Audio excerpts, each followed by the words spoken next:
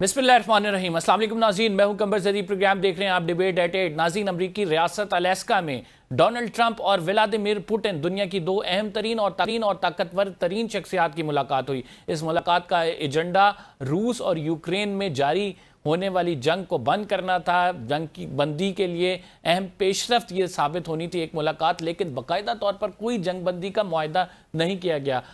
जो Donald Trump साहब हैं वो ये कहते हैं कि जंग बंदी नहीं, मुस्तकिल इस मामले का हल निकालेंगे, सिर्फ सीज़ फायर पे हम रिलाई नहीं करेंगे। रूसी सदर ने इस मुलाकात का खैर मकदम किया। अमरीकी सदर इसको प्रोडक्टिव कहते हैं। क्या इसके नताइज निकलेंगे आलमी मंजरनामे पर, ये मुलाकात अहम तरीन तस्वुर की जा रही है। इसके हवाले से बात करेंगे। दूसरी अहम स्टोरी फील्ड मार्शल के हवाले से है। मारूफ सहाफ़ी सुहेल वड़ाई से फील्ड मार्शल की मुलाकात हुई। इस मुलाकात में सियासी मसालहत के लिए माफ़ी को लाजमी करार दिया गया। ये इशारा किसकी तरफ फील्ड मार्शल ने किया? क्या पीटीआई वाकई माफ़ी मांगेगी? 9 मई के मामले पर एस्टैब्लिशमेंट का मुसलसल से एक मुतालबा रहा है कि माफ़ी मांगी जाए, लेकिन इमरान खान साहब वो माफ़ी नहीं मांग रहे। आगे पीटीआई अपने मामलात किस तरह से चलाएगी, इस पर भी बात करेंगे। एक और अहम तरीन बात जो कि इस मुलाकात में की गई वो ये बात थी कि 5 से 10 साल के अंदर पाकिस्तानी मईशत जो है अपने अरूज पे होगी। पाकिस्तानी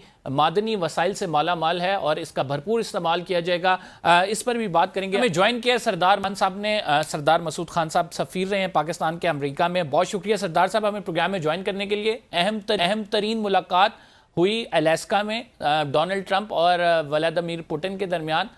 इस मुलाकात में बाकायदा तौर पर जंग बंदी का मुआहदा तो नहीं हो सका, लेकिन फिर भी बताया ये जा रहा है कि बहुत मस्बत पेशरफ हुई है। आप क्या समझते हैं, कितनी मस्बत मुलाकात थी? आलमी मंजरनामे पर इसके क्या असरात होंगे?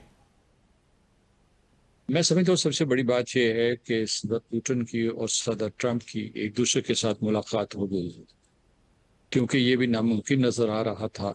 और अमेरिका की पोजीशन भी सख्तर हो गई थी। सदर पुतिन जो है उन्होंने भी अमेरिका के सदर ट्रंप की सलाह नहीं मानी थी जंग बंदी के लिए और दूसरे अमूर के सिलसिले में। तो इस वजह से इलामती तौर पर ये मुलाकात बहुत अहम है। और फिर ये कि रूस के सदर का अमेरिकी टेरिटरी में आना, अमेरिका के सदर के जहाज़ में बैठना, फिर उनकी जो है दावत कबूल करना, तबादला ख्याल करना। लेकिन ये है कि अभी तक जो तबसरे आ रहे हैं उसमें ये है कि खैर सगाली बढ़ी है, एक किस्म की गुडविल इन दोनों के दरमियान बढ़ी है और एक किस्म केमिस्ट्री, पर्सनल केमिस्ट्री इनकी हमेशा से अच्छी थी, अब और अच्छी हो गई है। लेकिन जो बुनियादी फैसले थे वो नहीं हो सके। और उनमें से क्योंकि सदर ट्रंप ने ये कह दिया है कि जंग बंदी नहीं, कोई ऐसा मुस्तकिल हल होना चाहिए, क्योंकि जंग बंदी इतनी कमज़ोर होती है कि टूट जाती है उन। लेकिन जो सदर पुतिन के बयान से लगता है कि उनकी जो बुनियादी पोजीशन है किसी भी जंग बंदी के लिए, उसमें कोई तब्दीली नहीं आई। वो उनकी नज़र जो है यूक्रेन के 4 इलाकों के ऊपर है जिसमें रूसी नजात लोग रहते हैं, और वो हैं उनमें सरफहरिस्त डोनियस्क, फिर है लुहांस्क है, फिर जो है खरसों है और ज़पोरिजिया है। वो हैं जहाँ रूसी नजात लोग रहते हैं। तो उनका सदर पुतिन का असल हदफ ये है कि ये इलाके जिनके ऊपर वो जुज़वी तौर पर कब्जा कर चुके हैं 2022 से लेकर अब तक, इनको रूस के हवाले कर दिया जाए। जैसे 2014 में उन्होंने क्राइमिया ले लिया था। तो इसमें एक और जो है, जो अहले मगरब और मुबसरीन जो है बिलमूम, वो मुकाबला करेंगे कि कहीं ये जैसे दूसरी जंग अज़ीम में याल्टा की मुलाकात हुई थी वैसी तो नहीं है कि नाकाम हुई है, कामयाब हुई है। तो आने वाले दिन बहुत अहम होंगे, क्योंकि जो है बहुत ही जल्द मेरा ख्याल है कि आने वाले मंडे को जो यूक्रेन के सदर हैं ज़ेलेंस्की, उनकी सदर ट्रंप से मुलाकात हो रही है। और जब सदर ट्रंप वापस वाशिंगटन जा रहे थे तो उनकी प्रेसिडेंट ज़ेलेंस्की से भी मुलाकात हुई है। बरतानिया के वज़ीर आज़म कियर स्टारमर से भी मुलाकात हुई। तो कहते हैं कि इन, जैसे कि आपने खुद अपने तारुफ में कहा था, कि इन मुलाकातों का लबो लहजा वो पुतिन से हुआ हो या उसके अलावा ये जो दूसरे यूक्रेन या बरतानिया के सरबराहान ने, इनके साथ लबो लहजा मुस्बत रहा। सरदार साहब, आप बिल्कुल आपने प्रोडक्टिव के मुस्बत रहा और अमेरिका के सदर ने भी इसको कहा कि ये बड़ी मुस्बत मुलाकात تھی اور اس کے ساتھ یوکرین کی جانب سے بھی جو بیانات آ رہے ہیں وہ بھی ایسے ہی ہیں. وٹ ڈو یو تھنک کیا رول پلے کرے گا امریکہ اس تمام معاملے میں؟ کیونکہ یورپی ممالک جو ہیں ان کو بڑی تشویش ہے اور وہ یہ سمجھ رہے ہیں کہ صدر پوٹن کا وہاں پہ جانا یہ رشیا کی کامیابی ہے، کیونکہ ڈپلومیٹکلی آئسولیٹ تھا اس سے پہلے رشیا. یہ یقیناً ایک امریکہ کے یہ مغربی بلاک کی کامیابی ہے کہ وہ صدر پوٹن کو آمادہ کر چکے ہیں کہ وہ وہاں آئیں الاسکا میں اور وہاں مذاکرات ہوں. لیکن آپ نے ایک اور نقطہ اٹھایا وہ بہت اہم ہے، وہ یہ ہے کہ پورے کا پورا مغربی یورپ سینکشنز کی وجہ سے، پھر جنگ کی وجہ سے بہت تنگ ہے، ان کی معیشت کے اوپر بہت دباؤ ہے. اسی جنگ کی وجہ سے صدر ٹرمپ نے ان کے اوپر یہ بھی دباؤ ڈالا تھا کہ نیٹو میں ان کا کنٹریبیوشن 5% آف دی GDP ہونا چاہیے، جو وہ مان گئے تھے. وہ بلکہ کم رقم کہہ رہے تھے، انہوں نے زیادہ رقم مختص کر دی ہے. تو وہ اس جنگ سے نجات پانا چاہتے ہیں. صدر پوٹن کا ہمیشہ سے مطالبہ یہ رہا ہے کہ نیٹو کی توسیع نہیں ہونی چاہیے، اور کیونکہ یہ جو نئے نئے ممالک نیٹو میں شامل ہو رہے ہیں، یہ یورپین یونین میں شامل ہو رہے ہیں، وہ سمجھتے ہیں کہ یہ ان کے لیے ایک بہت بڑی تھریٹ ہے اور ان کے ارد گرد گھیرا باندھا جا رہا ہے.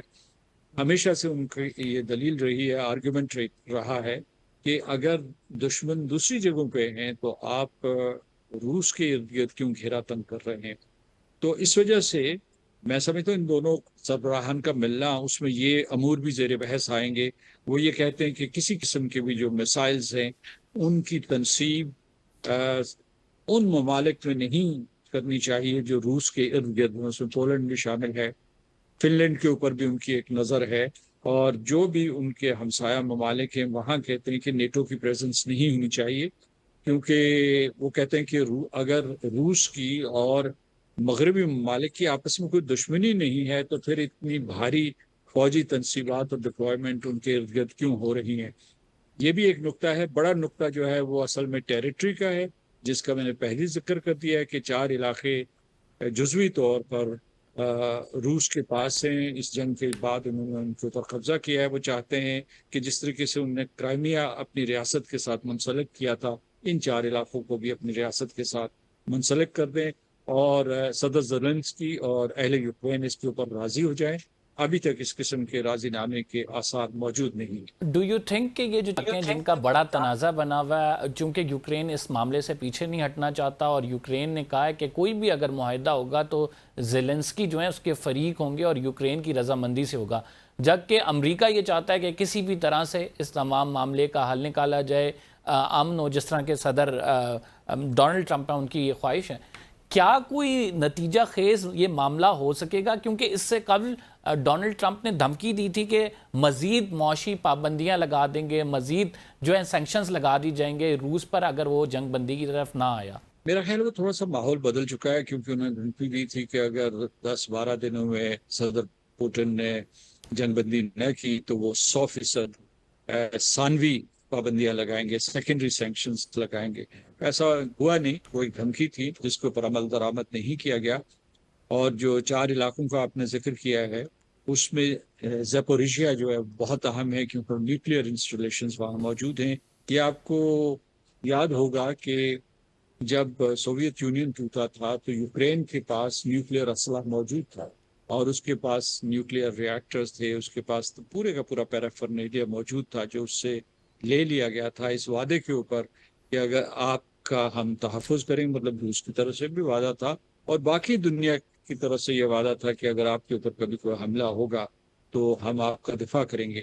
لیکن اس کے وہ جو نیوکلیئر ویپنز ہیں، نیوکلیئر توانائی سے زیادہ ویپنز جو تھے، ہتھیار تھے، ان کے سرنڈر کرنے کی وجہ سے جو اس نے برضا اور رغبت کیے تھے، اس کی وجہ سے اسے بہت مشکلات کا سامنا کرنا پڑا. تو جو جس طرف آپ اشارہ کر رہے تھے وہ بہت ہی اہم پہلو ہے. وہ یہ ہے کہ اگرچہ صدر ٹرمپ یہ چاہیں گے کہ جو چیز ان کے اور پوٹن کے درمیان ایگریڈ ہو جائے، یعنی جس پہ اتفاق ہو جائے، وہ صدر زیلنسکی کے اوپر مسلط کر دی جائے یا انہیں منوا لیا جائے زور زبردستی سے، لیکن ایسا ہوگا نہیں. صدر زیلنسکی کو منوانا ضروری ہے اور اسی لیے وہ ٹریول کر رہے ہیں ٹورڈز واشنگٹن، اور وہاں جو ہے میرا خیال ہے معنی خیز ملاقات ہوگی۔ میرا اپنا اندازہ یہ ہے کہ گزشتہ مرتبہ جب وہ گئے تھے وائٹ ہاؤس میں صدر زیلنسکی، تو ان کا اور صدر ٹرمپ کا بہت ہی سخت تکرار ہو گیا تھا، لیکن اس مرتبہ ماحول خوشگوار ہو۔ بھارت جو خام تیل امپورٹ رشیا سے، کیا اگر مزید ٹیرفز لگائے جاتے ہیں یا پھر کوئی سینکشن جاتی ہیں رشیا پر، تو اس کا ڈائریکٹ اثر پڑے گا بھارت کی تجارت پر یا بھارت کو نقصان ہوگا اس کا؟ کیونکہ اس کے حوالے سے بھی بڑی رپورٹ کر رہا ہے انٹرنیشنل میڈیا۔ جی، بھارت کو نقصان ہوگا اگر روس کے اوپر اضافی پابندیاں لگی، لیکن اور اس کے اوپر یورپ کے اوپر بھی اثر ہوگا، لیکن میں سمجھتا ہوں بھارت کے اوپر ویسے ہی ایک آفت نازل ہوئی ہے، اور وہ امریکہ کا قوم غصہ ہے۔ اس کے علاوہ یہ ہے کہ امریکہ جس طریقے سے ہندوستان کو اپنے آپ سے دور کرنے کی کوشش کر رہا ہے، اس کے علاوہ اس نے یہ بھی کیا ہوا ہے کہ اس کے بارے میں جتنے دروازے کھلے تھے وہ یا تو بند کیے جا رہے ہیں یا ان کو تنگ کیا جا رہا ہے۔ تو اس وجہ سے بھارت صرف روس کی وجہ سے نقصان نہیں اٹھائے گا، اور براہ راست کچھ نقصان اٹھا رہا ہے اگر وہ ان کا مداوع نہیں کرے گا۔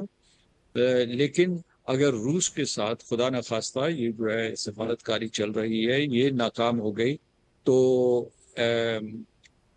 ہندوستان کے لیے روس کے ساتھ اسٹریٹجک تعلقات کو بحال رکھنا، اور پھر اس کے بعد خاص طور سے اس سے اسلحہ اور خام تیل اور گیس خریدنا ذرا مشکل ہو جائے گا۔ پہلے ہی بھارت نے یہ اشارے دینا شروع کر دیے ہیں کہ ہم جو ہے گیس یا وہ ایک پرائس کیپ ہے کہ اس سے نیچے خریدیں گے، اور جس طریقے سے اب تک انہوں نے منافع کمایا ہے اور بہت وسیع پیمانے پہ، ویسا وہ نہیں کریں گے۔ میں ابھی جو صدر کی ٹویٹ کو پڑھ رہا تھا، اور اس میں باقاعدہ ایک واضح اشارہ دیا گیا کہ وہ کوشش کریں کہ لوگوں کی جانوں کو محفوظ کیا جائے، لوگوں کی زندگیوں کو آسان بنایا جائے۔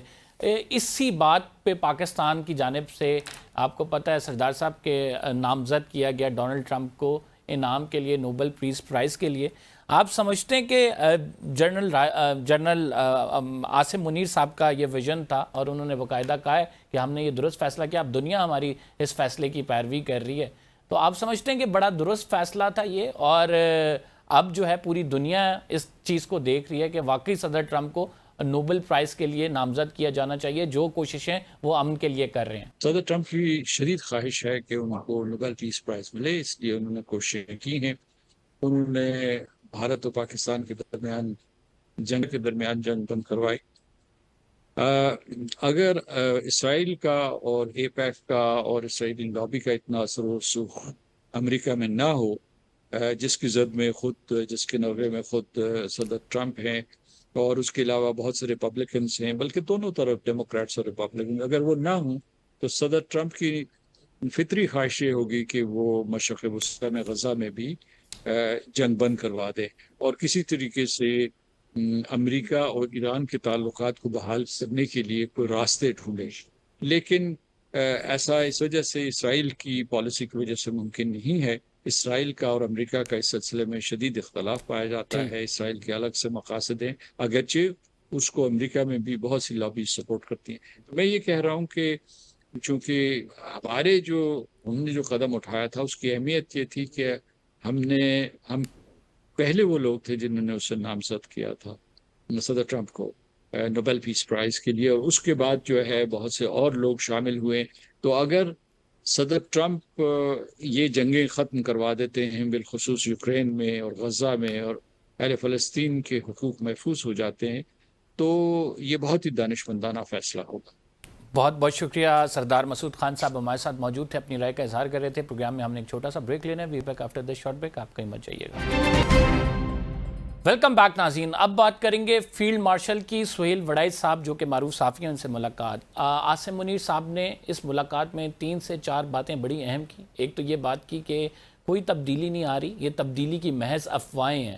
پھر ان کو جو سیاسی عہدہ کے حوالے سے بات چل رہی تھی کہ صدر مملکت تو نہیں بنایا جا رہا، عاصم منیر صاحب اس کے خواہش مند تو نہیں ہیں، انہوں نے کہا کہ میری ایسی کوئی خواہش نہیں ہے، میں ایک سپاہی ہوں اور میں شہادت کے مرتبے پہ فائز ہونا چاہتا ہوں، میری ہمیشہ سے خواہش رہی ہے، میں کوئی سیاسی عہدہ نہیں لوں گا، میں اس قوم کا محافظ ہوں۔ پھر تیسری بات جو ہوئی کہ یہ سب کچھ کون کرتا ہے، انہوں نے کہا کہ یہ ملک اور قوم کے مخالف ہیں، یہ لوگ جو ہیں جو اس طرح کی باتیں کرتے ہیں اور اس طرح کی افواہیں پھیلائی جاتی ہیں، وہ ملک کے کسی بھی طرح سے مفاد میں نہیں ہیں ایسی باتیں۔ پھر ان سے جو باتیں ہوئیں وہ معیشت کے حوالے سے انہوں نے ایک روڈ میپ دیا، انہوں نے کہا کہ 5 سے 10 سال لگیں گے، پاکستان جو معدنی طور پر مالا مال ہے، بہت سارے وسائل ہیں اس کے پاس، اور یہاں پہ ضرورت ہے کہ باہر ممالک سے جو ہے کمپنیز آئیں، اور ظاہری بات ہے پاکستان کی سرزمین سے معدنی وسائل کے ان کے ساتھ معاہدے ہیں، اور پھر معیشت کو اس سے فائدہ ہوگا۔ پھر جو امپورٹنٹ بات کی گئی وہ یہ کی گئی کہ سیاسی مصالحت تب کیسے ہو سکتی ہے، تو انہوں نے کہا کہ یہ صرف معافی کے ذریعے ممکن ہے، اور وہ بھی سچے دل سے معافی مانگی جائے۔ ہمارے ساتھ ناظرین ساجد طاہر صاحب موجود ہیں، رہنما ہیں ریپبلکن پارٹی کے۔ ان سے پہلے پوچھیں گے، اس سے قبل عاصم منیر صاحب جب امریکہ میں تھے تو امریکہ میں وہاں پہ ڈائسپورا سے، پاکستانی ڈائسپورا سے ملاقات جب ہوئی تو انہوں کی ملاقات کیسی رہی تھی، کیا باتیں وہاں پر ہوئی تھیں، کیا کچھ ان کی جانب سے کہا گیا تھا؟ ساجد طاہر صاحب وہاں پہ موجود تھے۔ بہت شکریہ ساجد طاہر صاحب ہمیں پروگرام میں جوائن کرنے کے لیے۔ برسل سے پہلے امریکہ کا دورہ فیلڈ مارشل نے کیا، اور امریکہ کے دورے میں وہاں پہ ملاقات ہوئی، بڑا لنچ ان کے لیے زبردست قسم کا ارینج کیا گیا۔ کیا کچھ ہوا تھا اس ایونٹ میں؟ دیکھیں، سب سے پہلے تو میں عرض کرنا چاہوں گا کہ 4 میری ابھی تک انٹریکشنز اور ملاقاتیں میری کئی دفعہ ہوئی آرمی چیف صاحب سے۔ میں بتانا یہ چاہوں گا کہ مجھے یہ شرف حاصل ہے کہ اوورسیز پاکستانی کنونشن میں my speech was the opening one, پھر اس کے بعد I was a host in Washington D C, Tampa میں بھی I was a speaker, and I was a speaker in Brussels as well. اس میں یہ سمجھتا ہوں ہمارے فیلڈ مارشل صاحب ایک دوسرے لیڈر ہیں جن کے ساتھ میں مسلسل ٹریول کر رہا ہوں، انٹریکٹ کر رہا ہوں، تاکہ سمجھا جا سکے۔ ڈونلڈ ٹرمپ صاحب کے ساتھ میرے 15 سال کے ریلیشن شپ یہی، میں ان سے ٹریول کرتا رہا ہوں، آفیشلی ان کی کمپین میں کام کرتا رہا ہوں، سمجھنے کی کوشش کرتا رہا ہوں کہ باڈی لینگویج کیا ہے، ان کے وہ کس طریقے سے بلیو کرتے ہیں، what kind of a leadership he is۔ تو بالکل میں آپ کی یہ جو کچھ آپ نے باتیں کہی ہیں، ان میں سے بالکل ساری باتیں آپ نے ٹھیک کہی ہیں۔ ایک تو ملٹری ڈپلومیسی کی بات کرتے رہے، ویژن 2030 کی بات کرتے رہے، ویژن 2047 ریکارڈک مائننگ کے بارے میں باتیں کرتے رہے، بلکہ ایک چیز مزید ایڈ کروں گا، انہوں نے کہا کہ کراچی کے قریب ہم نے ایک ایسا ایریا مختص کر دیا ہے جہاں کرپٹو مائننگ ہوگی، جہاں آرٹیفیشل انٹیلیجنس کے لیے جگہ رکھی گئی ہیں، ایک پلگ ان ماڈل ڈائسپورا کو دیا جائے گا، اوورسیز انویسٹرز کو دیا جائے گا، اور وہ سارا پاورڈ ہوگا اٹامک انرجی کے ساتھ۔ اور اس کے بعد بالخصوص میں جو بات مسلسل میں ایڈ کرنا چاہوں گا کہ ہمارے فیلڈ مارشل صاحب پاکستان کے ڈیفنس کے لحاظ سے بہت جذباتی ہیں۔ جب بھی ڈیفنس کی بات کی، میں ریفرنس یہاں سے دینا چاہوں گا، اوورسیز پاکستانی کنونشن میں انہوں نے کہا تھا کہ 1500 دہشت گردوں کو پاکستان کی قسمت کا فیصلہ کرنے کی اجازت نہیں دی جائے گی۔ پھر انہوں نے 2 نیشن تھیوری کو ایکسپلین کیا، پھر انہوں نے بتایا کہ اگر کسی نے پاکستان کا پانی روکنے کی کوشش کی، 2.5 کروڑ پاکستانیوں کی زندگی سے کھیلنے کی کوشش کی، تو ہمارے پاس میزائلوں کی کمی نہیں ہے۔ تو میں یہ سمجھتا ہوں پاکستان کی ایک لیڈرشپ کے اندر جو ایک کمی تھی، جو پیٹریاٹک ایک جذبات کی ضرورت تھی، جو نیشنلزم کی ضرورت تھی، آج آپ بہت بلیسڈ ہیں۔ پاکستان آج خوش قسمت ہے۔ 10 مئی نے پروف کر دیا ہے کہ آپ ایک زندہ قوم ہیں۔ نہ صرف آپ اپنے آپ کو ڈیفینڈ کرنے کی صلاحیت رکھتے ہیں، اس ریجن میں آپ لیڈ کریں گے۔ جس طریقے سے آپ نے مختلف ٹیکنالوجیز کو انٹیگریٹ کر کے دشمن کو دکھایا اور شکست دی۔ اور میں ایک اور بات ایڈ کرنا چاہوں گا کہ آرمی چیف صاحب نے مسلسل اپنے اس انٹریکشن میں بار بار ذکر کیا کہ یہ 1971 کا پاکستان نہیں ہے۔ اس وقت حالات، واقعات کچھ اور تھے، اور آج جو بھی پاکستان کی طرف دیکھے گا تو ہم اس کا سخت جواب۔ ساجد صاحب، آرمی چیف نے وزیر اعظم کے حوالے سے کیا بات کی؟ شہباز شریف کے حوالے سے ان کی تعریفیں کی کہ وہ کافی کام کرتے ہیں، کیا بات ہوئی ایگزیکٹلی وہاں پہ؟ بالکل، انہوں نے آرمی چیف صاحب نے واشنگٹن ڈی سی میں بھی ان کی تعریف کی تھی۔ لوگوں نے غلط کانٹیسٹ، آپ کو یہ پتا ہے ہمارا ڈائسپورا کے اندر کچھ ایسے لوگ ہیں جن کی ایکسپرٹیز ہی یہ ہے کہ وہ سوشل میڈیا کے اوپر بیٹھ کے لوگوں کو باتوں کو ٹویسٹ کر کے، ان کا کاروبار ہے افسوسناک۔ ایک بڑی کامیابی سے ایک جو مذہبی کلٹ ہے، وہ 5th جنریشن وار ہمارے ادارے کے خلاف، ہماری افواج کے خلاف مسلسل کرتا ہے۔ آج بھی اگر دیکھیں خیبر پختونخوا کے اندر 300 کے قریب لوگ جو ہیں وہ سیلاب کا شکار ہیں، اور مدد کون کر رہا ہے؟ ہماری افواج کر رہی ہے۔ تو ان کو سوچنا چاہیے کہ آپ ایک طاقتور فوج کے بغیر آپ کیا ہیں۔ آج غزہ کے حالات کیا ہیں، آج آپ دیکھ لیں ایران کے ساتھ کیا ہوا ہے۔ تو ان لوگوں کو سوچنا چاہیے کہ عشق عمرانیت میں اتنا آگے نہ چلے جائیں کہ آپ پاکستان کو ہی بھول جائیں اور پاکستان کے خلاف دوسرے دشمنوں کی پراکسیز بن جائیں۔ ساجد صاحب، چونکہ آپ واشنگٹن میں بھی موجود تھے، اس کے بعد برسلز میں بھی موجود تھے، ایگزیکٹ وزیر اعظم کے حوالے سے آرمی چیف صاحب نے دونوں جگہ پہ کیا ایڈریس کیا، وہ اگر آپ ہمارے ساتھ ڈیٹیل کے ساتھ شیئر کر سکیں۔ دیکھیں، واشنگٹن ڈی سی کے اندر تو انہوں نے بالکل وزیر اعظم کی تعریف کی، پورے سسٹم کی تعریف کی۔ انہوں نے کہا کہ چند لوگ یہ چاہتے تھے کہ پاکستان بینکرپٹ ہو۔ آپ دیکھ لیں یہ سری لنکا بنانے کے یہ کس طریقے سے پروموٹ کرتے تھے، اور اللہ تعالیٰ کے فضل سے اور ہماری ٹیم جو اس وقت ایڈمنسٹریشن ہے، اس وقت جو حکومت ہے، ان کی کوششوں کی وجہ سے آج پاکستان کے اکنامک جو ہماری سٹاک مارکیٹ، بالخصوص ٹیمپا میں انہوں نے کہا کہ ہماری stock market is performing best. اور دوسری میں مثال میں خود دوں گا کہ موڈیز نے آپ کی ریٹنگ امپروو کر چکے ہیں۔ پھر اس کے بعد ایک بات یہ میں ضرور ایڈ کرنا چاہوں گا کہ کنٹرولڈ ڈیموکریسی کے بارے میں بات کی، سیاستدانوں کے رول کے بارے میں بات کی۔ انہوں نے یہ بات ضرور کی کہ مودی بھی سیاستدان ہے اور بی بی نتنیاہو بھی سیاستدان ہے۔ تو در حقیقت انہوں نے کہا ہے کہ کس طریقے سے سیاستدان جنگوں کو استعمال کرتے ہیں اپنے سیاسی مقاصد کے لیے۔ اور پاکستان کے سیاستدانوں کے بارے میں بھی انہوں نے دبے لفظوں سے کہا کہ کچھ لوگ سیاست پہ اپنے پرسنل ایجنڈے کو فوقیت دیتے ہیں، لیکن انہوں نے کسی کا نام لے کے یہ نہیں کہا۔ کنٹرول ڈیموکریسی کے حوالے سے کیا بات ہوئی؟ کنٹرول ڈیموکریسی کے حوالے سے انہوں نے ملیشیا، انڈونیشیا اور بھارت کی ڈیموکریسی ہائبرڈ سسٹم کے بارے میں بھی بات کی کہ دنیا کی سب سے بڑی جمہوریت ہونے کا جو دعویٰ کرتے ہیں، لیکن کشمیر کو حق خود ارادیت دینے سے کیوں ڈرتے ہیں۔ تو اس کانٹیکسٹ کے ساتھ انہوں نے باتیں کی ہیں کہ اس وقت دنیا کے مختلف قسم کے جمہوری ماڈل جو ہیں وہ اس وقت دنیا میں کام کر رہے ہیں۔ بلکہ میں اس کے ساتھ میں ایڈ کروں گا، ہمارے جے ڈی وائس پریزیڈنٹ انہوں نے میونخ کے اندر بھی کہا تھا کہ جمہوریت کا ایک ماڈل جو ہے وہ ہر جگہ فٹ نہیں ہو سکتا، اور اسی ریفرنس کے اسی سے ملتا جلتا ہمارے فیلڈ مارشل صاحب نے بھی سٹیٹمنٹ دی۔ آپ خصوصاً بات کر رہے تھے، اشارہ کر رہے تھے کہ نام تو نہیں لیا، لیکن ظاہری بات ہے اشارہ کسی پارٹی کی طرف ہی جا رہا تھا۔ اگر ہم بات کریں اوور آل، دونوں تقریر آپ نے سنی، آپ وہاں پہ گیسٹ بھی تھے، کیا پی ٹی آئی کے حوالے سے ان کا نقطۂ نظر تھا؟ سیاسی مصالحت کے حوالے سے کیا نقطۂ نظر تھا؟ معافی کی بات سہیل وڑائی صاحب نے اپنے کالم میں لکھا، تو اگر آپ وہ سارا سم اپ ہمیں کر دیں کہ کیا کچھ ہوا وہاں پہ، خصوصاً ایک پولیٹیکل جماعت کے حوالے سے۔ دیکھیں، میں جو سمجھتا ہوں، میں نے پرٹیکولرلی وہ جو ہمارے سہیل وڑائی صاحب نے چیز مینشن کی ہے، میں ایک دو دفعہ وہاں سے ادھر ادھر بھی ہوں، میں اس میں زیادہ توجہ نہیں دے پایا، لیکن ایک میں بات یہ بتاؤں گا، یہ تو اٹ از انڈرسٹوڈ ہمیشہ وہ اگر ڈائلاگ کے بارے میں بات ہمیشہ جب بھی آرمی چیف صاحب نے کی ہے تو انہوں نے کہا کہ سیاسی پارٹیز کو سیاسی اداروں کے ساتھ ہی بات کرنی چاہیے۔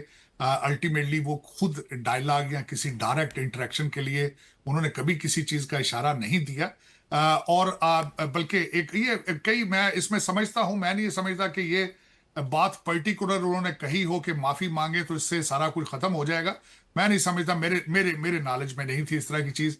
ہو سکتا ہے کہ ہمارے سہیل وڑائی صاحب نے اپنی پرسنل میٹنگ کے اندر یہ بات ہوئی ہو، یا پھر میں نے I was not there ویسے اوور آل جو پاکستانی کمیونٹی ہے، انہوں نے جنرل عاصم منیر کو کیسے ویلکم کیا، وہاں پہ کیا حالات و واقعات تھے؟ کیونکہ پتہ تو یہ چل رہا ہے، جو واقفان حال ہے وہ بتاتے ہیں کہ عاصم منیر صاحب کھڑے رہے 2-2.5 گھنٹے تک، اور لوگ ان سے مصافحہ کرتے رہے، اور انہوں نے جو ہے سب سے مصافحہ کیا، اور اس کے بعد پھر وہ وینیو چھوڑ کر گئے۔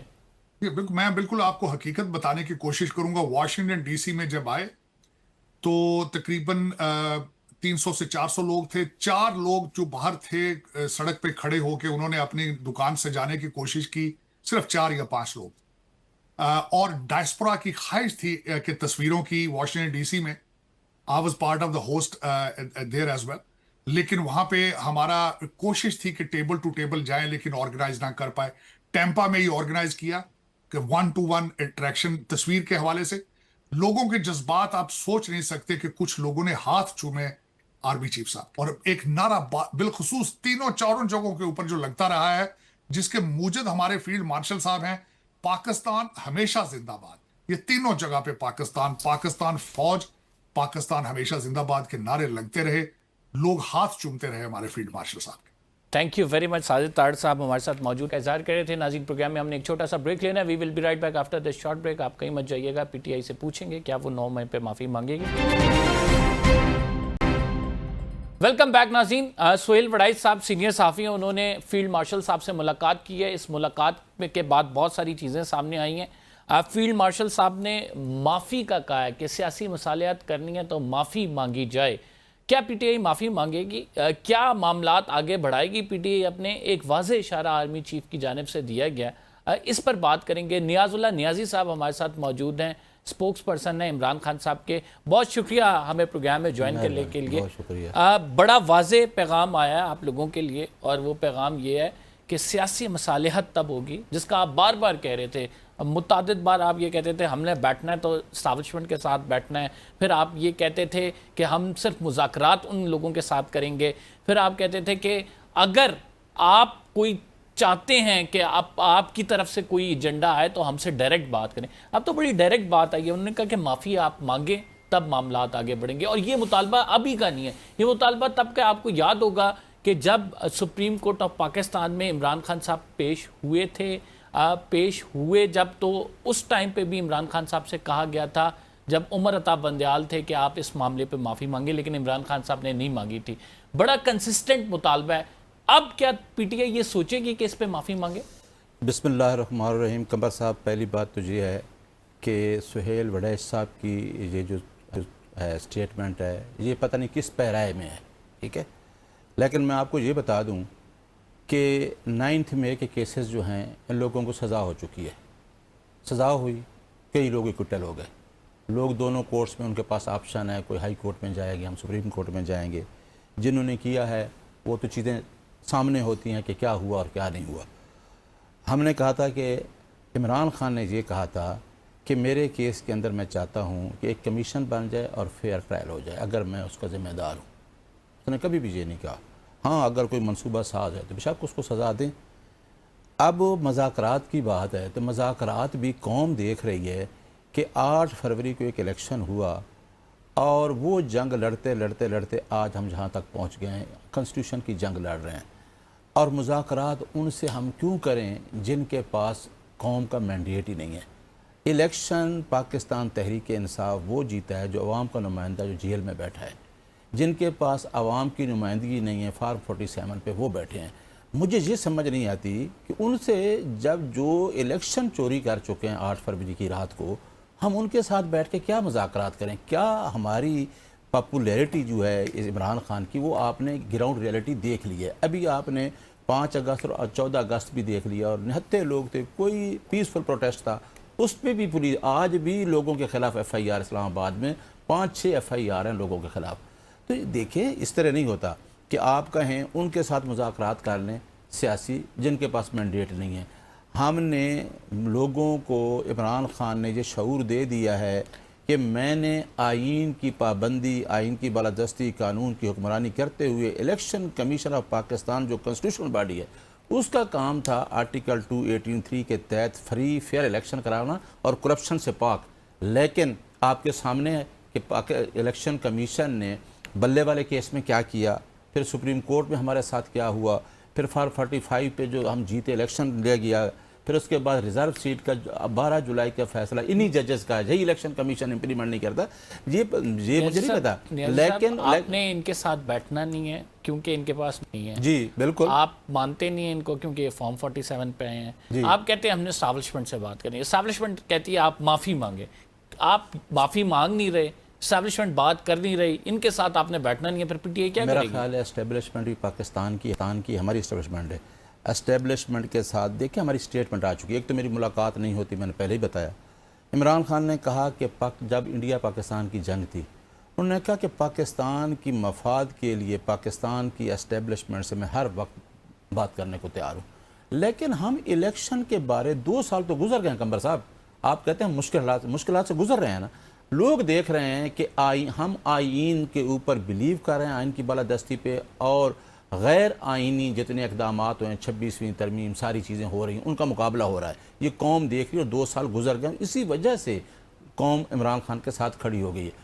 تو ہم بات اسٹیبلشمنٹ سے بالکل کرنے کو اس تیار ہیں. ہاں وہ کہتے ہیں معافی مانگے سر، پاکستان وہ کے کہتے ہیں 9 مفاد مئی میں. پہ معافی مانگے. دیکھیں وہ تو کیس پینڈنگ ہے. اب کہ جب خان کہتا ہے کہ میں ٹرائل فیس کروں گا تو وہ ٹرائل فیس کر رہا ہے نا. وہ تو پھر جب معافی نہیں مانگیں گے وہ بات ہی نہیں کر رہے آپ میری سے. بات سنیں نا، جب وہ کہتا ہے کہ میں تو اس ٹائم تھا ہی نہیں. وہ کہتا ہے کہ میں تو، آپ نے دیکھا ہے، آپ نے ایویڈنس دیکھی ہے، جو ایویڈنس ہے وہ اب ڈسکس ہو چکی ہے، آپ کے پروگرام میں کر چکا ہوں کہ کیا اس کے خلاف 109 ثابت کرنا، جو کہتا ہے، ایک کہتا ہے میں پردے کے پیچھے. 2 سال گزر گئے ہیں، ایسے اچھا، اور میں مزید بتاؤں، ٹائم عمران گزر جائے خان گا، پھر گرفتار کہاں سے کیا ہوئے؟ کریں گے؟ قمر آپ کے صاحب، پاس کیا حل ہے؟ قمر ویسے صاحب کیا آپ حل ہے بیٹھے، نیازی قمر صاحب؟ صاحب میں بتاتا ہوں.